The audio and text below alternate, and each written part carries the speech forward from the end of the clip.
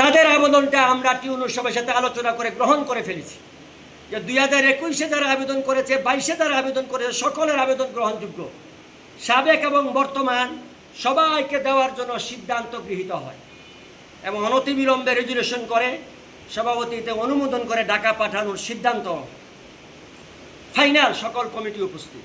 কিন্তু আমি যখন ঘর থেকে বাইর হইলাম অফিসের পরে, আমার কমিটির একজন সদস্য উনি বললেন যে আপনি আবার সবাইকে নিয়ে বৈশা একটু সময় নিয়ে কাজটা করেন। এই প্রেক্ষাপটে আমি কি বলেন আপনি, আর সাহায্যের ব্যাপার ইউনূস সাহেব সিদ্ধান্ত দিয়ে গেছেন, এটা ফাইনাল সিদ্ধান্ত হয়ে গেছে, আবার কাদেরকে নিয়ে বসবো, কেনে বসবো?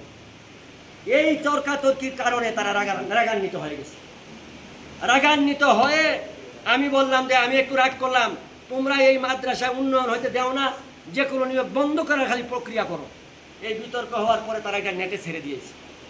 নেটে ছাড়ার পরে সকল মন্তব্য যখন আমার পক্ষে চলে আসলো এবং তারার আচরণটাই বেশি প্রকাশ হয়ে গেল, তখন তারা বাজারে গিয়ে মিটিং করেছে। আপনি এই মিটিংয়ে আমার ভাইস প্রিন্সিপাল, আমার মাদ্রাসার একজন শিক্ষক আর একজন শিক্ষক ছিল, ওইটা ওদের পক্ষে না। এই দুইজন বসে সিদ্ধান্ত নিছে যে এই প্রিন্সিপাল পরিবর্তন করে যিনি সহকারী আছে তাকে প্রিন্সিপাল বানানো হবে, আরেকজন আছে নতুন, তাকে ভাইস প্রিন্সিপাল বানানো হবে। এই একজন 5-6 জন বসে সিদ্ধান্ত নিয়ে তারা বাহিরে আছে, দুইটা ছেলে আমার কাছে আসছে। আসার পরে তারা যত প্রশ্ন করছে আমি সুন্দরভাবে জবাব দিয়ে দিচ্ছি, এরা শান্ত হয়ে চলে গেছে। এর মধ্যে আমার মাদ্রাসার কমিটির সদস্য একজন আসছে, ওনার সাথে কি তর্কাতর্কি হয়েছে আমি জানি না, ওখান থেকে একটা মিছিল নিয়ে ছেলেরা বাজারে চলে গেছে। 27 তারিখ টিউন অফিসে মিটিং হয়েছে, 28 তারিখে এরা মিছিল দিছে, 1 তারিখে এলাকাবাসীকে নিয়ে বসছে। বসার পরে এলাকাবাসী তাদের কিছু কথা শুনছে। এর মধ্যে একজন অভিযোগ করছে যে আমি হুজুরকে 5 লক্ষ টাকা দিছি নিয়োগ দেওয়ার জন্য, উনি আমার কাছেও টাকা চাইছে। এইভাবে উনি ঘুরা ঘুরা অনেক লোককে বলছে যে আমি টাকা নিছি। তদন্ত কমিটি হয়েছে 7 সদস্য বিশিষ্ট। এই তদন্ত কমিটি তদন্তের পরিপ্রেক্ষিতে আমাদের ব্যবস্থাটা হয়ে যাবে। আমরা জেলা কমিটির কাছে আমাদের মনের সুখ দুঃখ, লাঞ্ছনা বঞ্চনা, নির্যাতিত নিপীড়িত, আমরা এমনিতে লাঞ্ছিত নিপীড়িত বঞ্চিত, বুলা একজন শিক্ষক আক্রান্ত হয়েছে, আমরা মানববন্ধন করেছি ট্রাফিক পয়েন্টে।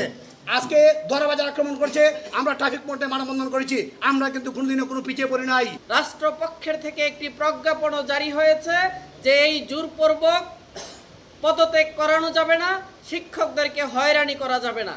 কিন্তু সেই সাথে যেখানে এইগুলো থামছেই না, আমাদের সুনামগঞ্জে আমরা ছাতক দুয়ারা গিয়েছিলাম, ওই জায়গায় আমরা দেখেছি আমাদের প্রাণের শিক্ষক যারা নির্যাতিত হয়েছেন। এই শিক্ষক সমাজ সদা সর্বদা সতর্ক সজাগ দৃষ্টি রাখতে হবে।